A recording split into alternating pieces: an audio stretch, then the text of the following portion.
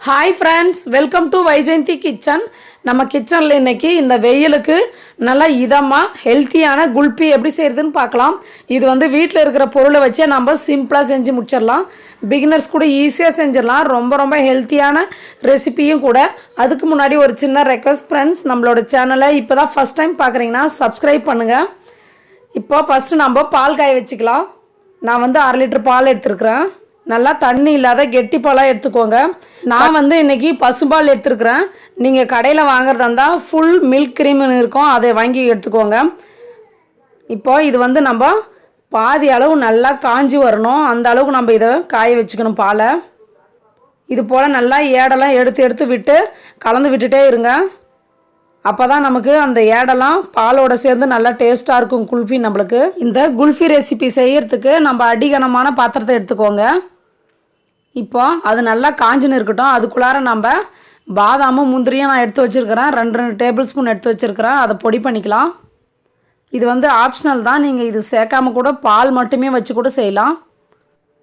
இப்போ சுகர் வந்து நான் ஒரு 5 டேபிள் ஸ்பூன் எடுத்துருக்கிறேன். நீங்கள் உங்கள் இனிப்புக்கு தகுந்த மாதிரி சேர்த்துக்கோங்க. இப்போ பாருங்கள், நான் பாதாமும் முந்திரியும் இது போல் நல்லா குறைப்பாக பொடிச்சு எடுத்துகிட்டு வந்தாச்சு. இப்போ நமக்கு பால் வந்து 1/2 லிட்டர் பாலில் பாதியாக காஞ்சி வந்துச்சு பாருங்கள். இந்த ஸ்டேஜில் நம்ம சேர்த்துக்கலாம். பொடி பண்ணி எடுத்துகிட்டு வந்தோம்ல பாதாம் பருப்பு, அதை சேர்த்துக்கலாம்.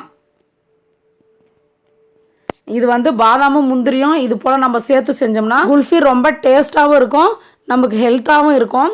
இப்போ தேவையான அளவு சர்க்கரை சேர்த்துக்கோங்க. சேர்த்துட்டு நல்லா மிக்ஸ் பண்ணி விட்டுருங்க. இந்த ரெசிபிக்கு வந்து பால், பாதாம், முந்திரி, சுகர் இது மட்டும் இருந்தாவே போதும். சூப்பரான நமக்கு குல்ஃபி ரெடி ஆயிரும், ரொம்ப டேஸ்ட்டாக.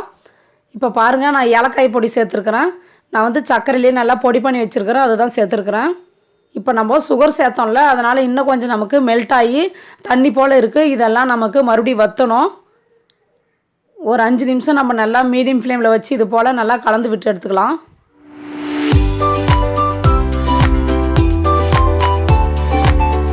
அடி பிடிச்சிடும். இது போல் நல்லா மிக்ஸ் பண்ணி விட்டுட்டே இருங்க.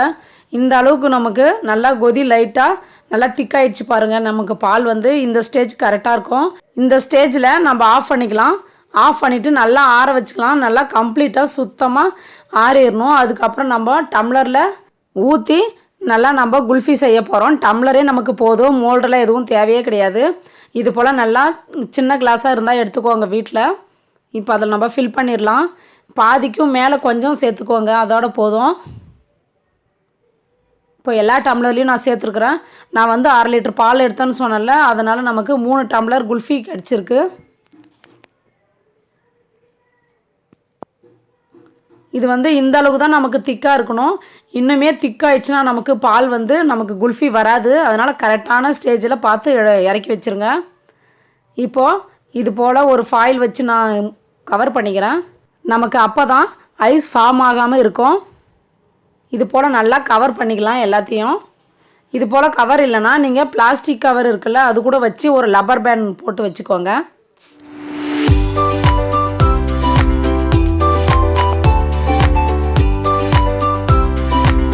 நல்லா டைட்டாக நம்ம 3 டம்ளர்லேயும் கவர் பண்ணியாச்சு. இப்போ ஒரு கத்தி வச்சு நம்ம சென்டரில் ஹோல்ஸ் பண்ணிக்கலாம் ஐஸ் குச்சி போடுறதுக்காக.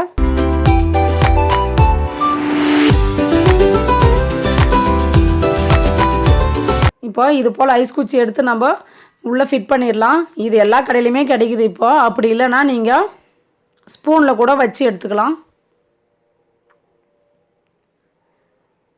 இது போல் ஸ்பூனில் நம்ம அடிப்பகுதியை உள்ளார இது போல் நம்ம ஐஸ் குச்சி மாதிரி சொருகிட்டு நம்ம யூஸ் பண்ணிக்கலாம். இப்போ எல்லாமே நம்ம ரெடி பண்ணியாச்சு. இப்போ நம்ம ஃப்ரீஸில் வச்சுக்கலாம், மேலே ஃப்ரிட்ஜில். இது வந்து நமக்கு 8 மணி நேரம் ஃப்ரீஸில் வச்சு எடுத்துக்கலாம். அப்போ தான் நமக்கு நல்லா குல்ஃபி ஃபார்ம் ஆகிருக்கும்.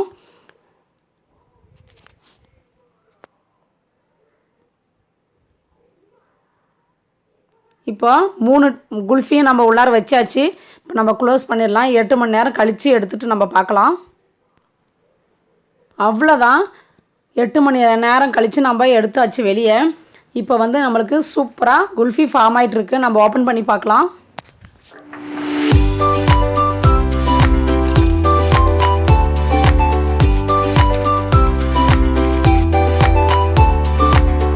இப்போ இது போல் எடுத்துட்டு நம்ம தண்ணியில் வச்சு எடுத்துக்கலாம். அப்போ தான் நமக்கு எடுக்கிறதுக்கு ஈஸியாக இருக்கும்.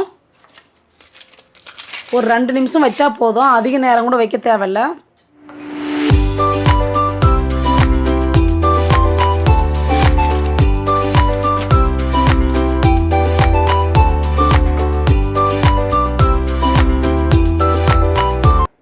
நல்லா நம்ம ஒரு 2 நிமிஷம் தண்ணியில் வச்சுட்டு இப்போ நம்ம அந்த ஐஸ் குச்சியை வச்சு லைட்டாக இது போல் திருவினோம்னா நம்மளுக்கு லூஸ் ஆகும். அதுக்கப்புறம் நம்ம எடுத்துடலாம் வெளியே. இது போல் ஐஸ் குச்சியை தான் நம்ம நல்லா ப்ரெஸ் பண்ணி இது போல் திருவிட்டு இப்படி எடுத்தோம்னா நம்மளுக்கு சூப்பராக குல்ஃபி வந்துடும். பாருங்கள் எவ்வளோ சூப்பராக நமக்கு டம்ளர்லேயே குல்ஃபி வந்துடுச்சு. ரொம்ப ரொம்ப டேஸ்ட்டாக இருந்துச்சு. நல்லா கூலிங்காக வெயிலுக்கு இதை நம்ம ஹெல்த்தியாக குழந்தைங்களுக்கு செஞ்சு கொடுக்கலாம். 1/2 லிட்டர் பால் இருந்தால் மட்டும் போதும். நம்ம பாதாம் முந்திரி கூட சேர்க்க தேவையில்லை. இப்போ அதே போல் நம்ம எல்லா குல்ஃபியும் எடுத்துக்கலாம்.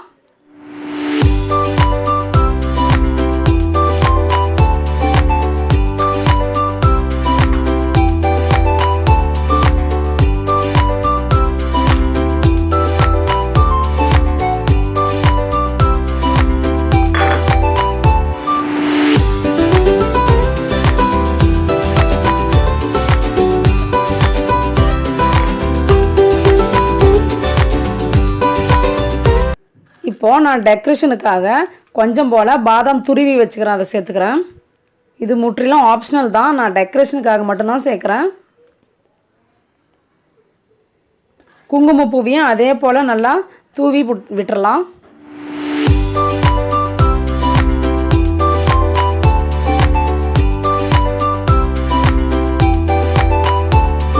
அவ்வளோதான். இந்த ரெசிபி பிடிக்கும்னு நினைக்கிறேன். கண்டிப்பாக பிடிச்சிருந்துச்சின்னா மறக்காமல் வைஜெயந்தி கிச்சனை லைக் பண்ணுங்கள், ஷேர் பண்ணுங்கள், கமெண்ட் பண்ணுங்கள், சப்ஸ்கிரைப் பண்ணுங்கள். சப்ஸ்கிரைப் பண்ணிவிட்டு பக்கத்தில் இருக்கிற பெல் சிம்பிளையும் அழுத்தி விட்டுருங்க. அப்போ தான் நான் போடுற நோட்டிஃபிகேஷன் உங்களுக்கு வரும். தேங்க்யூ.